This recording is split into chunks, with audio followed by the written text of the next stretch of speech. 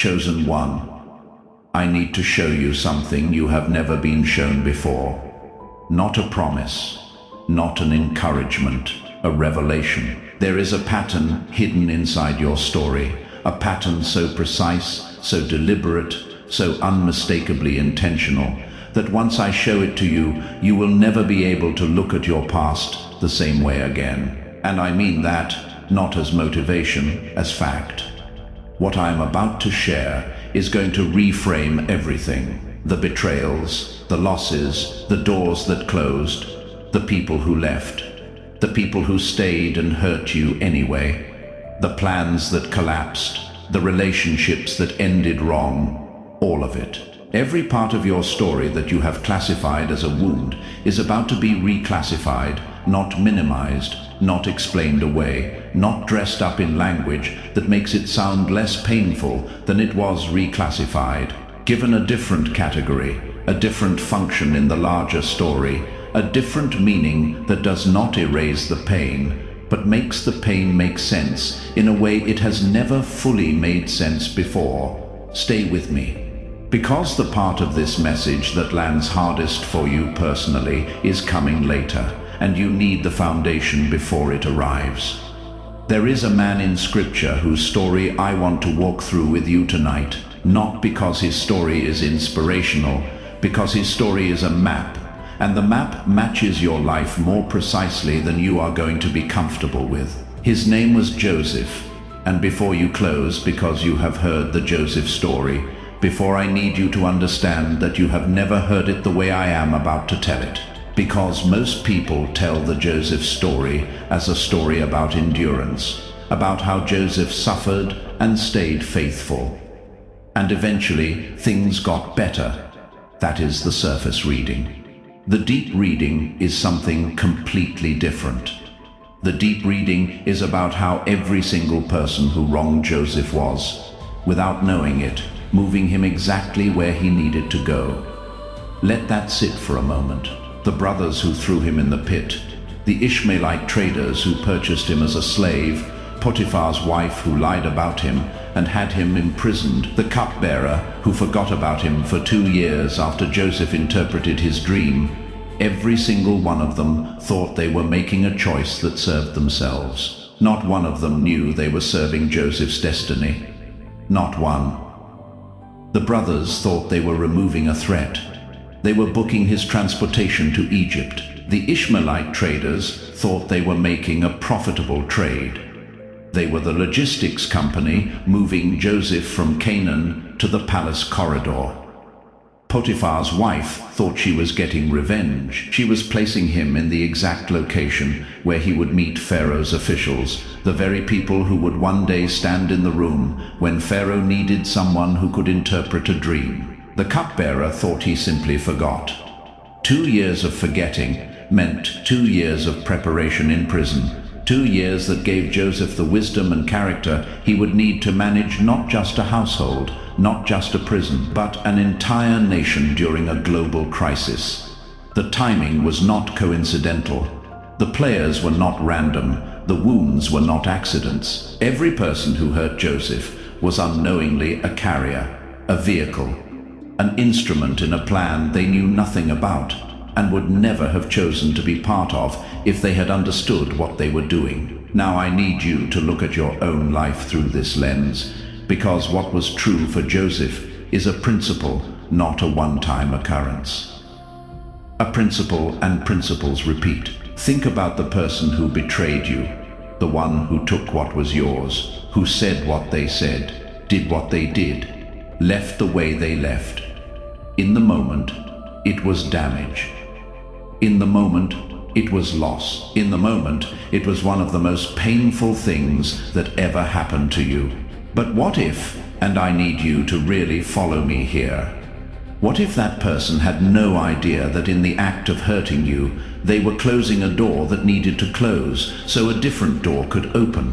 What if the relationship that ended was ending because the chapter it belonged to was complete, and you would not have walked away from it on your own? So heaven used the implosion of the relationship itself to move you out of a place you had outgrown. What if the job you lost, was a job that would have cost you the years you needed to develop the thing that is actually your assignment?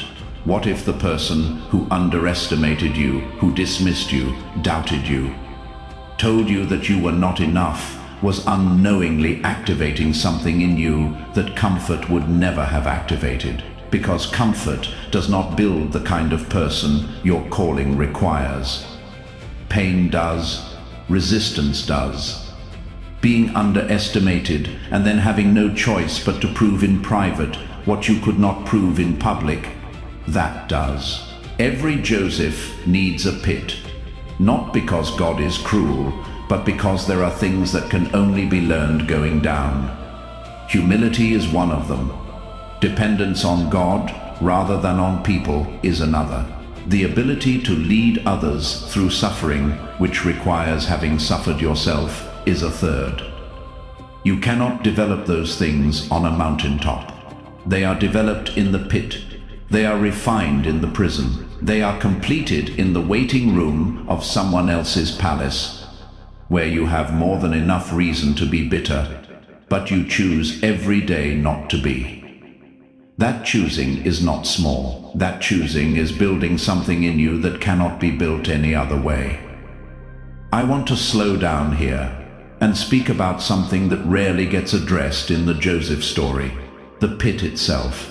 When Joseph was thrown into the pit by his brothers, the text tells us something small that carries enormous weight. It says the pit was empty. There was no water in it. That detail sounds like a footnote. It is not a footnote. In that region, a dry pit was used for temporary imprisonment. A pit with water in it would have meant immediate death. The brothers intended harm, but the conditions of the pit were not conditions that would kill him, which means even in the moment of the betrayal, even in the act of his brothers choosing violence, the circumstances were arranged so that Joseph would survive it. The harm was real. The pain was real. The cries from the bottom of that cistern while his brothers sat above him eating a meal that was real. But the pit was dry, because even in the worst moment of Joseph's life, there was a hand managing the variables that his brothers were not managing. They chose cruelty, but they did not choose the pit's contents. They did not choose the Ishmaelites who would pass by at exactly the right moment. They did not choose Egypt as the destination. They did not choose Potiphar as the buyer. They made one choice. Everything else was being arranged around their choice by something that knew what it was doing. I want you to think about the worst moment of your own story. The moment that felt most like the bottom, the moment where you were most certain that what was happening was going to destroy you. Was the pit dry? Look carefully, not at the pain. The pain was real.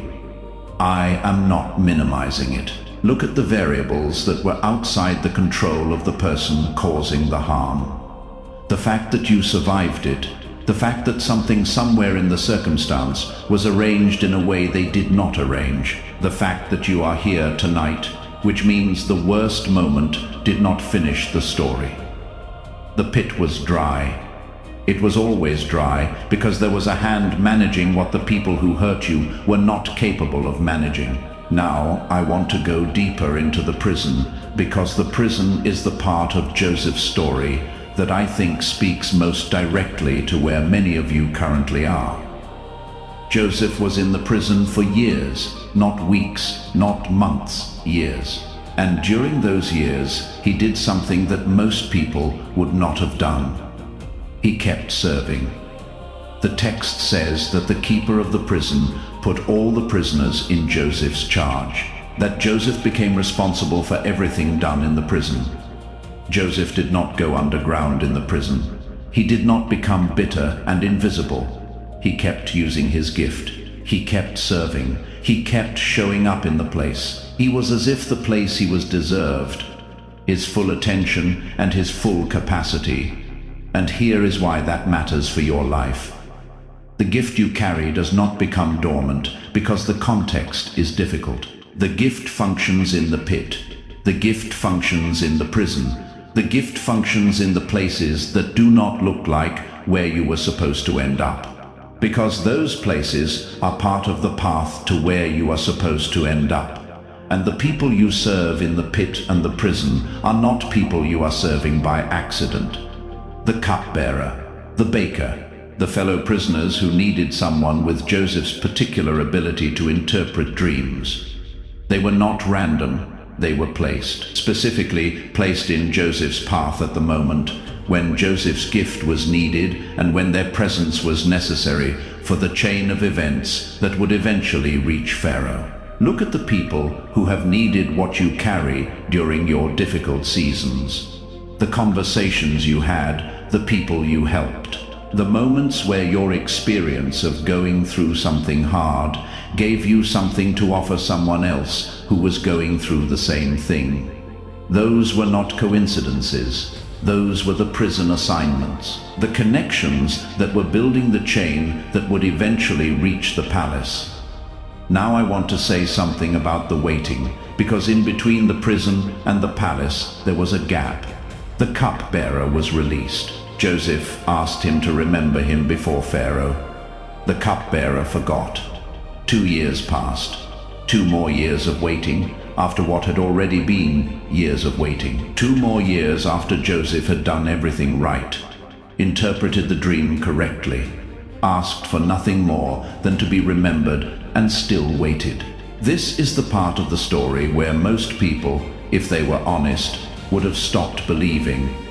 Because this is the part of waiting that feels least like preparation and most like abandonment. When you have done everything right, when you have used your gift faithfully, when you have served others, when you could have been bitter, when you ask for one small thing, not even the palace, just to be remembered, just for one person to mention your name, and even that did not happen on time. I want to ask you something. Are you in the 2-year gap? The place between the moment you did everything right and the moment the door finally opens, where you know you are ready, where you know the gift is there, where you know the assignment is real, but the door that should have opened by now has not opened yet. If you are in that gap, I want to tell you what I believe about it. The 2 years were not wasted. The 2 years the cupbearer forgot were 2 years of continued preparation in the prison, 2 years of additional character, 2 years of depth that would make the difference between a Joseph who could manage a household and a Joseph who could manage a nation. If the cupbearer had remembered on time, Joseph would have been released earlier, and earlier may not have been the right time, not because God was withholding, because the assignment required a Joseph who had been in the prison that long, a Joseph whose patience had been tested at that depth, a Joseph whose trust was not contingent on the timeline, working out the way Joseph had hoped it would work out. The 2 years were the final stage of preparation, and the moment they were complete, the moment Joseph had become exactly who the assignment required. Pharaoh had a dream. Not before, not after. The exact day the preparation was complete, Pharaoh had a dream, and the cupbearer remembered. I will tell you how I know, because you are still here. If the pit had been your end, you would not be here. If the prison had been your final address, you would not be here. If the waiting had been indefinite rather than purposeful, something inside you would have gone quiet by now. That particular quality of not quite giving up that has characterized your faith throughout this season, it would have faded, but it has not faded. And the reason it has not faded is that you were not built to be a prisoner. You were built for the palace, and something in you knows it, even when everything around you has looked nothing like a palace. Even when the evidence has all pointed in the opposite direction, something in you has kept that knowing alive, that knowing is not wishful thinking, that knowing is the calling recognizing itself. And the calling never mistook its address. Here is what most people miss in the Joseph story. The transition from prison to palace was not gradual. It was a single day. One morning, Joseph was in prison. That same afternoon, he was standing before Pharaoh. That same evening, he was second in command over all of Egypt. There was no transition period, no gradual rebuilding of reputation, no slow reintroduction to society, no years of proving himself on a smaller platform before he was given a larger one.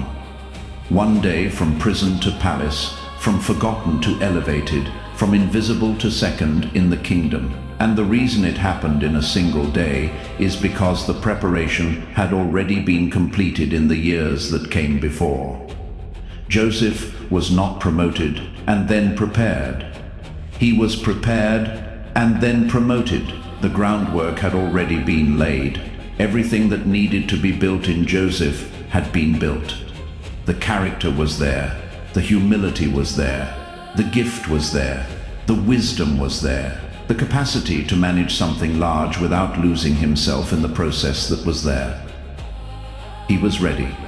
And the moment he was ready, heaven moved on his behalf with a speed that bypassed every human system, every normal process, every expected timeline. I want to ask you something directly. What if your preparation is finished? What if the years of difficulty, the pit seasons, the prison seasons, the 2-year gaps where you did everything right and the door still did not open? What if those were not ongoing punishment but completed preparation? What if heaven has been looking at you and saying they are ready? Everything that needed to be built in them has been built. The character is there. The humility is there. The gift is operating even in conditions that have given it every reason to shut down. The capacity is there. What are we waiting for? And the answer is nothing. Heaven is not waiting for you to become more. Heaven is not holding your promotion hostage to some additional achievement you have not yet figured out how to complete. The preparation is finished. The promotion is ready, and what comes next can come quickly, the way these things always come when the preparation is complete. But before I describe the palace, I need to tell you something about what the palace actually is, because I think there is a version of the palace that we have been picturing that does not fully match what Joseph actually received. The palace was not rest. The palace was not comfort. The palace was not a reward for surviving the pit in the form of a life that would finally be easy. The palace was the place where Joseph's preparation met the need it was always being prepared to meet. There was a famine coming, a 7-year famine that would affect the entire known world. People would die without someone in position who had the wisdom to see it coming, the character to manage the preparation without corruption, and the experience of scarcity personal, lived not theoretical, that would allow him to steward resources with the kind of care that only comes from someone who once had none. Pharaoh did not need a comfortable man. He needed a refined one. He did not need someone whose faith had been tested in easy conditions. He needed someone whose faith had survived the pit and the prison. He did not need someone who was good at managing abundance because they had always had abundance. He needed someone who understood what it was to have nothing, to serve faithfully anyway, to dream in the dark, to believe in the assignment even when the assignment was invisible. That man was not available in the palace. That man could only be produced by the pit. And chosen one, I want you to hear this clearly. The thing that is coming to you is not coming to give you an easy life. It is coming to put you in position for the assignment your preparation was always building toward. The elevation is real. The provision is real. The doors opening are real. But the reason they are opening is not so you can rest. It is so you can serve with the full weight of everything you became in the places that hurt. The famine is coming in someone else's life, and you are the Joseph who has been in preparation for the moment when they need someone who has been exactly where they are. Someone who will not offer easy answers because they know what easy answers sound like when you are at the bottom and they do not reach you. Someone who will not minimize the pit because they have been in it. Someone who from the other side of the understanding can sit with another person in their worst season and offer something no palace-born person can offer. The presence of someone who survived the same dark and came out the other side knowing that the hand was there the whole time. That is the palace. That is the assignment. That is what the preparation was for, and you are ready for it. Now let me tell you about the reunion, because this is the part of the Joseph story that carries the deepest weight of prophecy for your life. When Joseph's brothers came to Egypt, hungry, desperate, not recognizing the man standing in front of them, Joseph recognized them immediately, and Joseph wept. Not in front of them initially. He had to excuse himself and go to a private room because the weight of the moment was too much for even a composed man to carry in public. He wept because he understood something his brothers did not yet understand. He understood the full arc. He could see from the pit all the way to the palace. He could see every step, every person, every heartbreak, and he could trace the hand of God through all of it. And that view, the view from the other side, was overwhelming, not just emotionally, theologically. Because when you can see the hand of God in the places where all you felt was abandonment, that is not just relief. That is the kind of faith that cannot be manufactured. The kind that can only be produced by having been in the dark and having God show you afterward that he was there. That moment of seeing the full arc is coming for you, not just the breakthrough, not just the restoration, but the moment of clarity where you see your own story from above, where you trace the hand that was invisible and find it in every place you thought you were alone. Every pit, every prison, every 2-year gap, every person who hurt you and did not know they were serving something larger than themselves. You will see the hand in all of it, and when you see it, and I say when, not if you will weep, not from grief, from the weight of understanding, from the recognition of a faithfulness so specific and so complete that the only response it produces is tears that feel nothing like the tears that came before. These will be different tears, the kind that feel like arrival, like coming home to an understanding you were always moving toward, even when you did not know it. And you will say the way Joseph said, the way everyone says who makes it to the other side, you meant it for evil, but God meant it for good.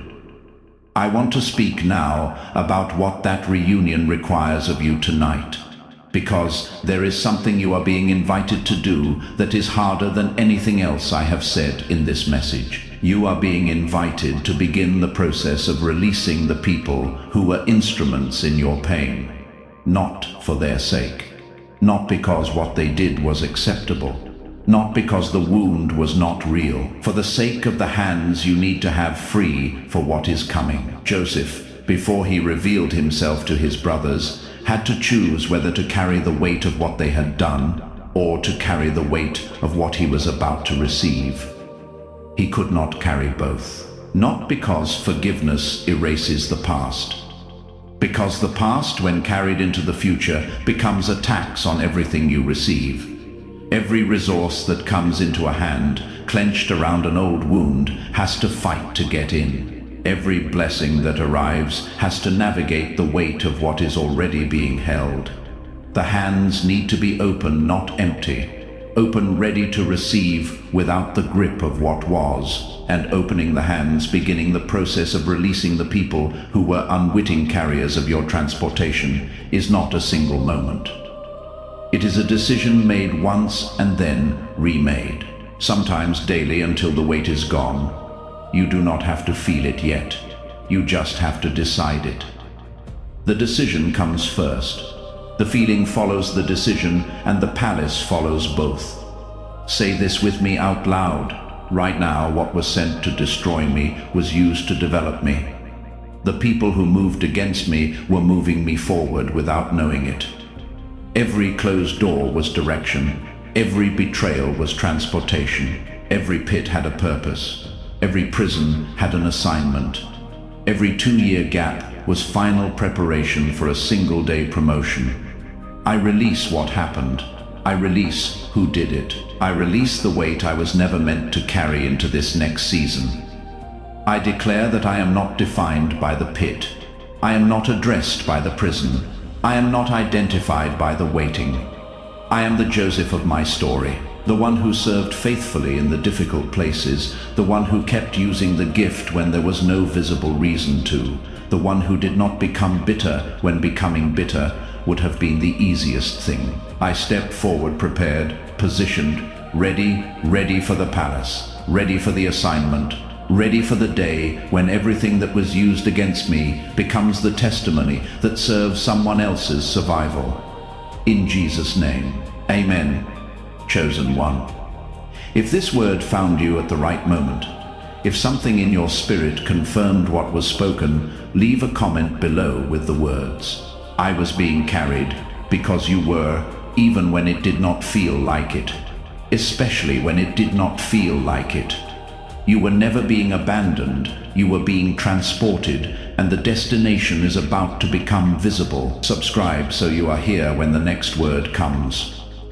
The next message will speak to what the palace looks like, not just as arrival, but as responsibility.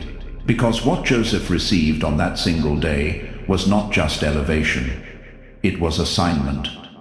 And your assignment is coming with your elevation. Share this with the person who came to your mind during this message, the one who has been in the pit or the prison and has not yet been able to see it as transportation.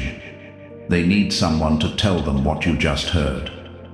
Be Joseph to them tonight. Be the one who, from the other side of the understanding, turns around and says, "You were never abandoned, you were being carried. And the hand that was carrying, you knew exactly where you were going. Go now, chosen one. Go in the understanding that changes everything." The people who hurt you were not the authors of your story. They were characters in it. Characters who delivered you without knowing it to the person you needed to become and the place you needed to be. The pit was not the end. The prison was not the address. The 2-year gap was the final preparation, and the preparation is complete. Pharaoh is about to have a dream, and when he does, when the moment comes that requires exactly who you have become through, exactly what you have been through, the cupbearer will remember the door will open. Not gradually, on a single day. And it will open in a way that bypasses every human system, every normal process, every expected timeline. Because what is opening is not the result of your effort. It is the result of the preparation being complete and heaven, moving with the speed that always follows completion. You are being carried every step of it, and the carrying is not over. It is arriving. Amen.